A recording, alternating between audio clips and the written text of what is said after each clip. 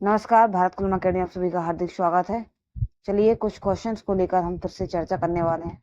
Question number 1 है, किस नेता की उपलब्धियों की स्मृति में रेमन मैग्सेसे पुरस्कार फाउंडेशन ने ग्रेटनेस ऑफ स्पिरिट श्रृंखला शुरू की है?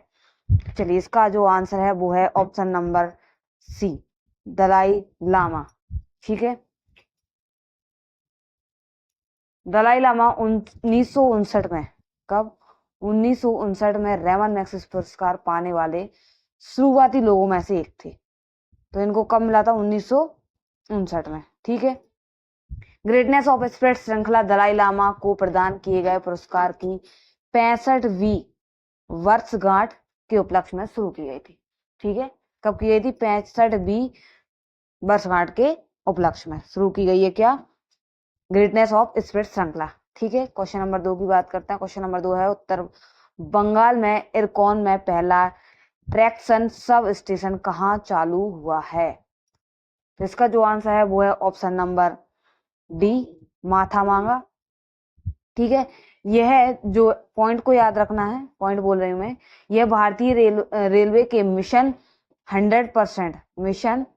100% विद्युतीकरण की दिशा में एक महत्वपूर्ण कदम है। इस मिशन का उद्देश्य जो है वो भारत के सभी रेलवे लाइनों का विद्युतीकरण करना है, ताकि दक्षता बढ़ाई जा सके और जीवाश्म ईंधन पर निर्भरता कम की जा सके और कार्बन उत्सर्जन कम हो। क्या? कार्बन, CO2 कम उत्सर्जित हो, इसके लिए काम करेगा। क्वेश्चन नंबर 3 की बात करें, दूरसंचार विभाग द्वारा नव अधिनियम दूरसंचार नियम 2024 का मुख्य फोकस क्या है? इसका जो मुख्य फोकस है वो है डिजिटल भारत निधि पहल के प्रबंधन और कार्यान्वयन को बढ़ावा देना, यानी कि option number B is the correct answer है। डिजिटल भारत निधि पहल दूरसंचार अधिनियम 2023 का हिस्सा है, 2023 का हिस्सा है। ठीक है, जिसे संसद द्वारा पारित किया गया था। किसको? संसद द्वारा पारित किया गया था 2023 में, और दिसंबर 2023 में राष्ट्रपति की स्वीकृति मिली थी। कब? दिसंबर में राष्ट्रपति की स्वीकृति इसको मिली थी। चलिए अगले क्वेश्चन की बात करते हैं। अल्टीमेट टेबल टेनिस सीजन 5 के दौरान ITTF फाउंडेशन का पहला भारतीय राजदूत किसे नामित किया गया है? तो इसका जो आंसर है वो है ऑप्शन नंबर सी, शरद कमल। शरद कमल हाल ही में पेरिस ओलंपिक में ध्वजवाहक थे शरद कमल।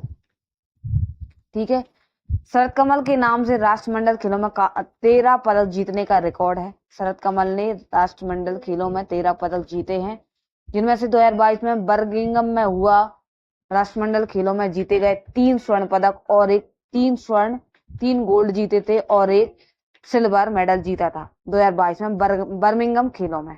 ठीक है, चलिए अगले क्वेश्चन की बात करते हैं। क्वेश्चन नंबर 5 की। क्वेश्चन नंबर 5 है, किस फिटनेस कंपनी ने रुपे और यस बैंक के साथ साझेदारी में भारत का पहला अल्टीमेट ब्रांड को ब्रांडेड क्रेडिट कार्ड लॉन्च किया है? इसका जो आंसर है वो है ऑप्शन नंबर सी, जल्दी से आना। हाल ही में POP का UPI ई-कॉमर्स ऐप प्लेटफॉर्म भी लॉन्च किया गया है। इस कार्ड का उद्देश्य UPI पर ऋण को सरल बनाने के लिए रुपे नेटवर्क का लाभ उठाना है। रुपे भारत का घरेलू कार्ड भुगतान नेटवर्क है, जो कार्ड के परिचालन को सुविधाजनक बनाता है।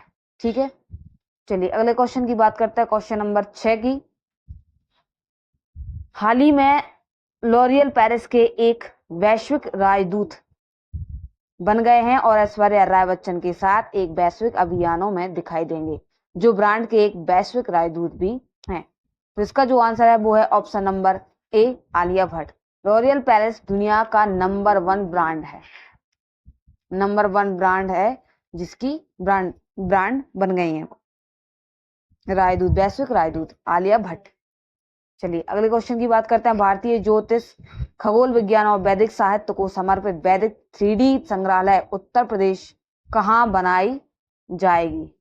इसका जो आंसर है वो है ऑप्शन नंबर सी, वाराणसी में 3D संग्रहालय बनाया जाएगा। ठीक है, चलिए अगले क्वेश्चन की बात करते हैं। क्वेश्चन नंबर 8 की। अवैध कॉलोनियों के प्रसार को नियंत्रित करने के लिए पंजाब अपार्टमेंट और संपत्ति विनिमय संशोधन अधिनियम 2024 किस राज्य सरकार द्वारा पारित किया गया है? तो इसका जो आंसर है वो है ऑप्शन नंबर बी, पंजाब द्वारा पारित किया गया है 3 सितंबर को। कब? 3 सितंबर 2024 को यह अधिनियम पारित हुआ है। ठीक है। और जो पंजाब के सीएम हैं वो हैं भगवंत मान। भगवंत मान ये कौन है? पंजाब के सीएम हैं। ठीक है। अगले क्वेश्चन की बात करते हैं। पेरिस पैरालंपिक में पुरुषों की शॉट पुट F46 फाइनल में भारत के लिए रजत पदक किसने जीता है? तो इसका जो आंसर है वो है ऑप्शन नंबर ए, सचिन ने जीता है। ठीक है। सुमित ने भी जीता है थ्रो में। थ्रो में रजत पदक सुमित ने भी जीता है। अगले क्वेश्चन की बात करते हैं, क्वेश्चन नंबर 10 की। 2024 का मुख्य विज्ञान सलाहकारों का गोलमेज सम्मेलन कहाँ आयोजित हुआ है? तो जो गोलमेज सम्मेलन है वो आयोजित हुआ है आपके पेरिस में। ठीक है। यूनेस्को का मुख्यालय वहां पर आयोजित हुआ है। ठीक है। इसका जो विषय रहा है गोलमेज सम्मेलन का वो है खुले विज्ञान को बढ़ावा देना, ज्ञान असमानता को दूर करना और वैश्विक स्तर पर विज्ञान सलाह क्षमता का निर्माण करना है। ठीक है। एक बार फिर से सुन लीजिए, नोट कर लीजिएगा कि खुले विज्ञान को बढ़ावा देना, ज्ञान असमानता को दूर करना और वैश्विक स्तर पर विज्ञान सलाह क्षमता का निर्माण करना, ये इसका विषय है। 28 देशों और 6 अंतरराष्ट्रीय संगठनों के प्रतिनिधि मंडल ने भाग लिया है इस गोलमेज सम्मेलन में। ठीक है। कितने? 28 देश और 6 इंटरनेशनल संगठन। ठीक है, इन्होंने भाग लिया है। अगले क्वेश्चन की बात करते हैं। किस पहल ने राष्ट्रीय ई गवर्नेंस 2024 में प्रशासनिक सुधारों को जिला राष्ट्रीय स्तरीय ई गवर्नेंस पहल के लिए राष्ट्रीय ई गवर्नेंस गोल्ड अवार्ड जीता है? क्या जीता है? Gold award. तो इसका जो आंसर है वो है लैब मित्र। ठीक है। ये कहां पर खोली गई है? वाराणसी में। लैब मित्र कहां पर? वाराणसी में। ठीक है। ये सभी सरकारी जो हॉस्पिटल हैं उनमें ये सेवा देगी। ठीक है, उनकी सहायक होगी। ठीक है। चलिए, जानकारी अच्छी लगे तो वीडियो को लाइक करें, चैनल को सब्सक्राइब करें, बेल आइकन को जरूर दबाएं ताकि आने वाली वीडियोस के नोटिफिकेशन आप तक जल्दी से जल्दी पहुंचे और वीडियो को आप देख सकें। जय हिंद, जय भारत।